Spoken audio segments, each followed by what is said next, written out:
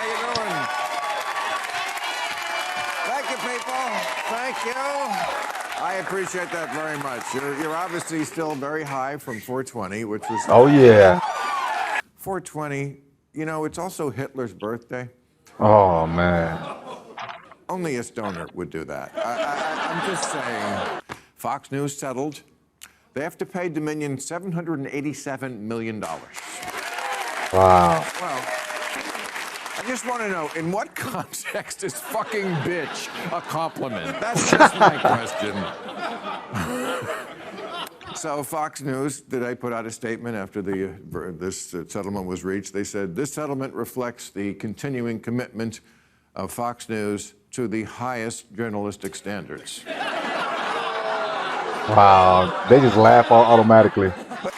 Okay, international news. Now, the Ukraine war, this was interesting. The Russian Air Force bombed the city of Belgorod, which is not unusual, except it's in Russia. What? They bombed their own city, yeah. Putin put out a statement. He said, we didn't mean to bomb you, we meant to rape you. It's basically giving us a sense of what I have begun to call artificial intimacy. It's distracted attention. AI, I talk to artificial you, even through the phone, intent. exactly, Oh, through the God. phone. And there is a beautiful erotic equation that Jack Morin, a famous sexologist, came up with that said attraction plus obstacle equals desire. Yes. If you remove the obstacles, That's you real. can clap. Look, people can have sex and feel nothing. The erotic, no, you can. Women have done it for centuries. It's actually not. Your experience of aliveness, of vitality, of curiosity, of imagination, of playfulness, it's that makes it interesting. Otherwise, why bother? I like this lady. I mean, but you're married for a long time, right? I am. And what are the obstacles that keep it so hot for you? She's really going to First answer, of too. all, I would like to say that it's not because it's decades. You know, longevity has not always been the only marker of success. But what makes it interesting is, I like to say it like that. Many people today, especially in the West, are going to have 2 or 3 marriages or committed relationships. Some of us are going to do it with the same person. So I've been married a few times, but with the same person. What? That keeps Look it at Bill. Look interesting. at Bill. He's thinking some crazy shit. I mean, Stumped. it's a wonderful line and a great applause break. What the fuck are you talking about? Well, What does that mean? yeah, is no, it I like it. Like, I knew what, it. you're a maiden one day, and then the next you're a pirate, and I mean, That's your imagination. What? But no, look, the thing is, you're not the same person in your 20s as you are decades later. So it's about renegotiating I the see. relationship. And you don't just think that you already know everything. What kills it is the loss of curiosity for the other person as a human being. Yeah. Well, I mean, 100% agree, man. you know, I mean, women have all these little rules about relationships, like don't date other people. Look at her face. But it is what it is. That's what it is. Nobody wants to hear in bed, who's your co-equal partner? 2 professors, wow. And they all got Maybe you guys glasses can on. help me figure out. Why don't we start with, there are a lot of guns. Yes. There are a lot of guns. Oh, yeah. What the fuck is my question? From what I read, prior to 2020, the homicide rate was, I think, at its lowest. And I think during 2020 or afterwards, it spiked. I think one major reason was the mask. People were now able to go anywhere with masks on, which gave them more, made them feel more secure about possibly getting caught. It's way harder to identify, especially with all these cameras around. You got that mask on, and nobody looks suspicious anymore. I mean, during 2020, you would go inside a bank, and they would want you to wear a mask. So that's almost giving every criminal the best tool they can have, anonymity, or I forgot how you say that word, but so maybe it'll go back down again. Because they had like a little mini riot last weekend in Chicago. They did. Downtown. I mean, Yeah, man. And the mayor-elect said, I don't, of course, condone any of this, but then he said, it is not constructive to demonize youth who have otherwise been starved of opportunities in their own communities. Look at that, Which man. to some people sounded like he was excusing Yeah, making excuses, man. horrific behavior. Sounded like that because that's exactly what he was doing. That's right. Now that, yeah, it was a mini riot, but the weird thing is that it was like a gathering, and all the information was coming from the internet, from either TikTok or one of the social media apps. And I guess it just got so out of hand, they started just rioting. Because during 2020, again, a lot of people found out because it was like a protest or a riot or something, they'll give you a slap on the wrist. Even if you're just shoplifting yourself by yourself, it'll still be a slap on the wrist. It won't be a big deal. Might not even take you to jail. I don't know. But they know that, so all these young kids are taking advantage of it. Chicago, which I'm always reading about with the crime, is only the 25th worst city crime-wise in this country. It seems Yeah. like crime. Somebody said the reason why they always bring up Chicago is because that's where Obama was from. But it never cracked the top 10 most violent cities in America. It's way too big. But if you go per capita, it's not as bad as like Oakland, where I'm from, Memphis, Philadelphia, definitely Detroit, and East Side St. Louis. They're all the same cities, man, all the time. Get kids learning, get them reading, get them able to have a job. Yeah, that's one thing that successful countries they're really good at, and that's focusing on education. It's like part of their culture. Israel, the Jews, Germans, Japanese, they're like study, crack the books, and then everything else comes second or third or whatever. But education is like a big focus, and when a culture is like that, there's no other way but to succeed and go up, and crime goes down and all kind of things get better.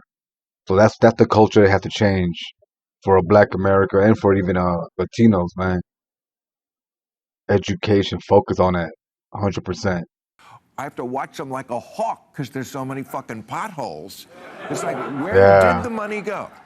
Like Arnold Schwarzenegger, man, I respect that guy. He fixed potholes himself in his neighborhood because it wasn't getting done.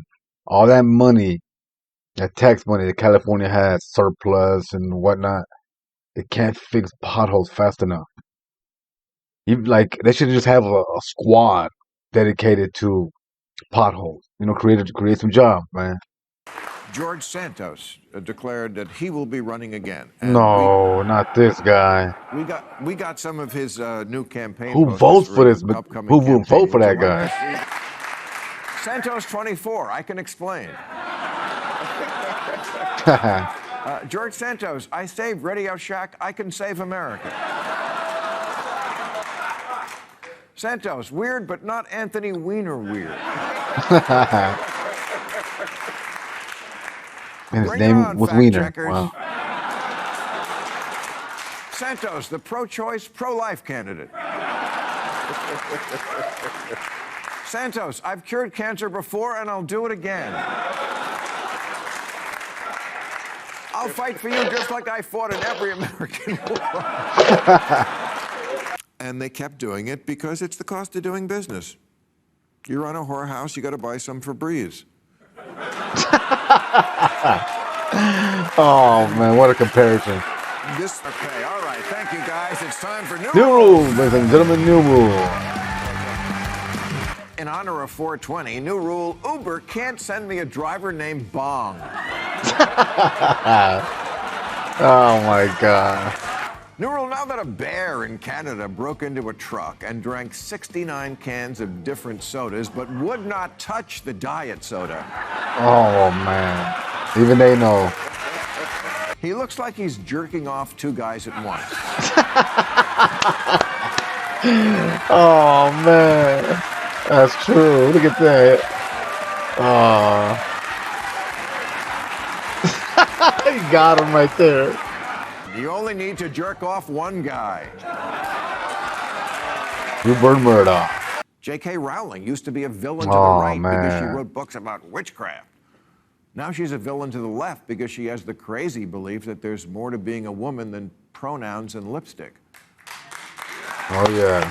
So, I so stand that with was the point RK. of the evening. How JK. do we take, you know the Emmys, you know the Grammys, you know the Tonys. Now say hello to the Cajones. Tonight, Cajones. from Hollywood, the first annual Cajones Awards.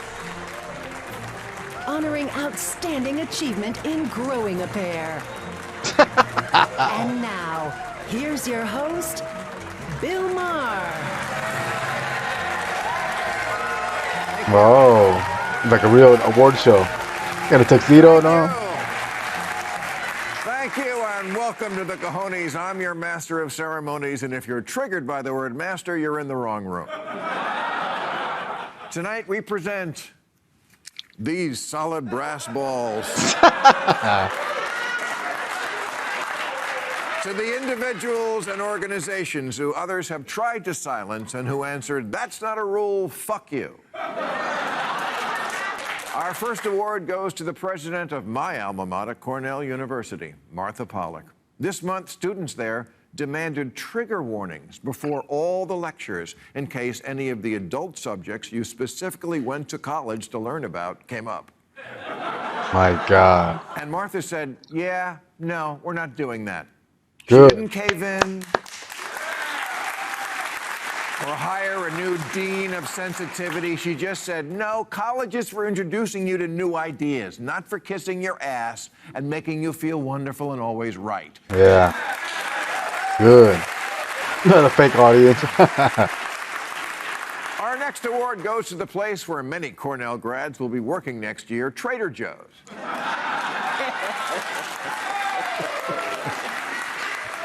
Trader Joe's, who for years have been selling a line of ethnically themed products, trading on the name Joe. For example, they have Trader Jose's beer. And then Trader Joe's management did the right thing. They burnt down all their stores and killed themselves.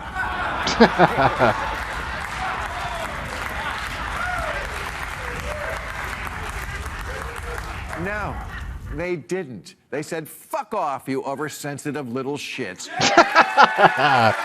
I love it. Get a life and a sense of humor, and released this statement. We disagree that any of these labels are racist, and we do not make decisions based on petitions. Whoa. You see how easy it is? That's it. That's So it. to the home of the 19-cent banana, here, have some nuts. This next Cajones goes to a man who's dear to my heart for standing up for stand-up. When dozens of Netflix employees walked out over Dave Chappelle's reckless decision to perform comedy on his comedy special. CEO Ted Sarandos could have pulled the special and replaced it with more episodes of Who Wants to Watch Koreans Get Killed.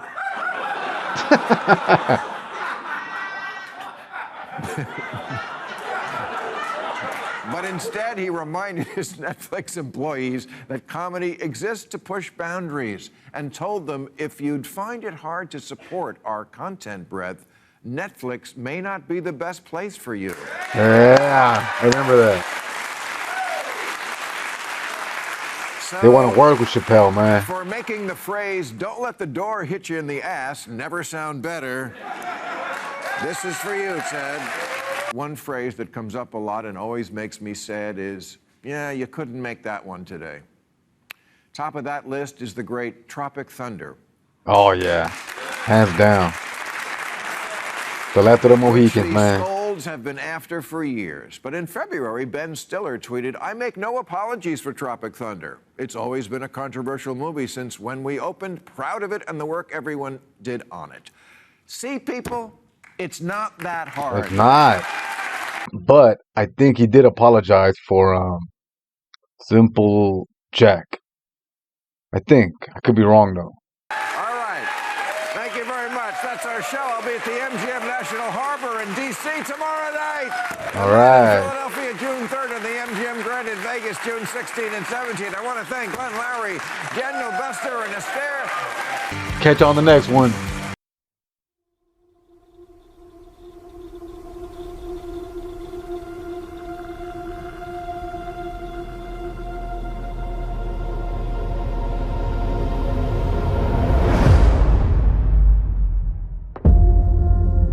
Counterfeiting is a billion-dollar business perpetrated by thousands of people throughout the world. Meet Kimo, one of those people.